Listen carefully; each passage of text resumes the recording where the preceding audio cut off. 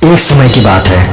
मर्यादा पुरुषोत्तम भगवान श्री राम रावण का वध करके भगवती सीता तथा लक्ष्मण जी के साथ अवधपुरी में वापस आ गए।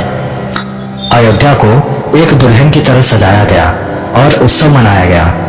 उत्सव मनाया जा ही रहा था, तभी सीता जी को यह ख्याल आया, वनवास जाने से पूर्व माता सरयू से वादा किया था कि अगर मैं सकुशल पुनः अपने पति और अपने देवर के साथ अवधपुरी वापस आऊंगी तो आपकी विधिवत रूप से पूजन अर्चन करूंगी।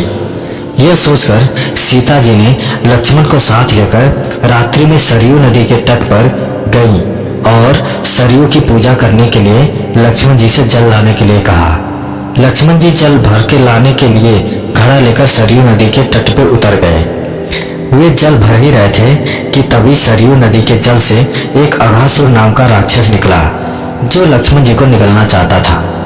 लेकिन तभी भगवती सीता ने यह दृश्य देखा और लक्ष्मण को बचाने के लिए माता सीता ने अघासुर के निगलने से पहले ही स्वयं लक्ष्मण जी को निगल लिया।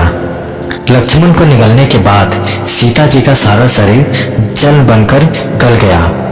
यह दृश्य हनुमान जी देख रहे थे, जो अदृश्य रूप से सीता जी के साथ सरयू तट पर आए थे। उस तन रूपी जल को हनुमान जी ने घड़े में भरकर भगवान श्री राम के सम्मुख लाए और सारी घटना कैसे घटी यह बात हनुमान जी ने श्री राम जी से बताई।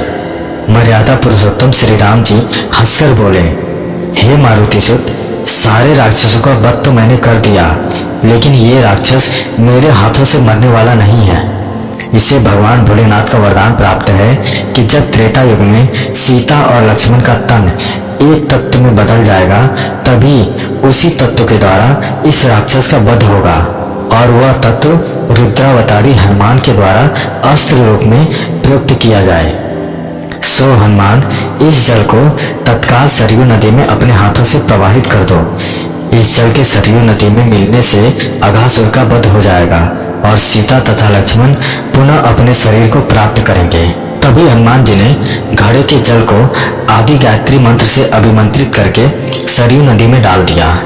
घड़े का जल ज्यों ही सरयू नदी में मिला, त्यों ही सरयू नदी के जल में भयंकर ज्वाला जलने लगी। उसी ज्वाला में अघासुर जलकर भस्म हो गया और माता सीता तथा लक्ष्मण जी अपने शरीर में पुनः वापस आ गए।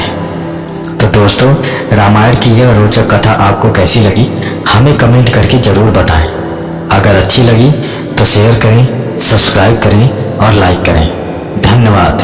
जय श्री राम।